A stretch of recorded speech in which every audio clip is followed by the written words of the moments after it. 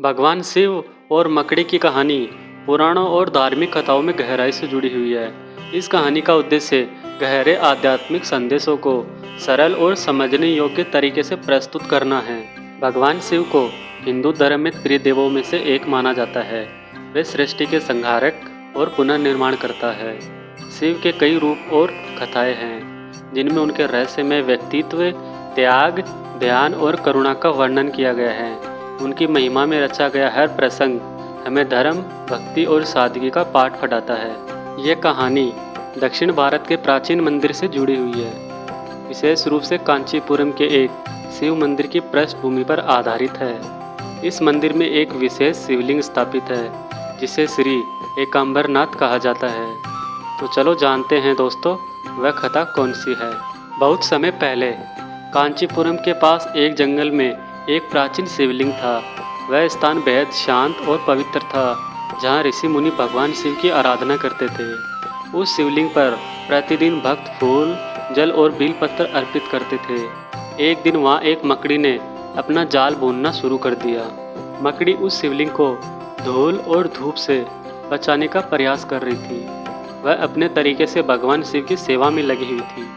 हालांकि उसके इस प्रयास को कुछ अन्य भक्तों ने देखा और इसे भगवान की पूजा में बाधा के रूप में माना। वह मकड़ी शिवलिंग को किसी भी तरह से कोई नुकसान नहीं होने देना चाहती थी, इसलिए मकड़ी हर दिन शिवलिंग पर गिरने वाले पत्तों और धूल को अपने जाल से साफ करती थी और सूरज की रोशनी से शिवलिंग को बचाती थी। इस प्रक्रिया में मकड़ी को कई बार कठिनाइयों का सामना करना पड़ा, लेकिन उसने हार नहीं मानी। एक दिन एक हाथी भी शिवलिंग की पूजा करने आया।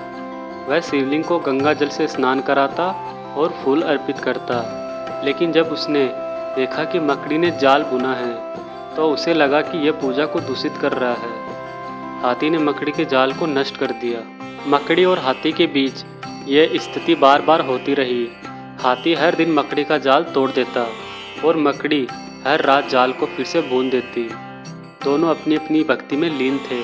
एक दिन मकड़ी ने सोचा कि हाथी बार बार उसके प्रयास को विफल क्यों कर रहा है, इसलिए वह हाथी को रोकने के लिए उसकी सूंड में जाकर बैठ गई। हाथी ने अपनी सूंड हिलाई, जिससे मकड़ी की मृत्यु हो गई। इस संघर्ष के बाद भगवान शिव प्रकट हुए और दोनों को आशीर्वाद दिया।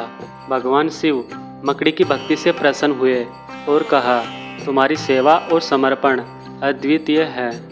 मकड़ी को अगले जन्म में एक श्रेष्ठ योनि में जन्म लेने का वरदान मिला और हाथी को भी शिव ने आशीर्वाद दिया और कहा, तुम्हारी निष्ठा और सेवा भी अतुलनीय है।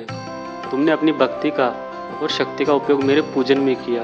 भगवान शिव और मकड़ी की ये कहानी हमें यह समझने का अवसर देती है कि भक्ति का कोई निश्चित रूप नहीं होता। यह हमारे मन की पवित्रता और ईश्वर के प्रति हमारी निष्ठा पर निर्भर करता है।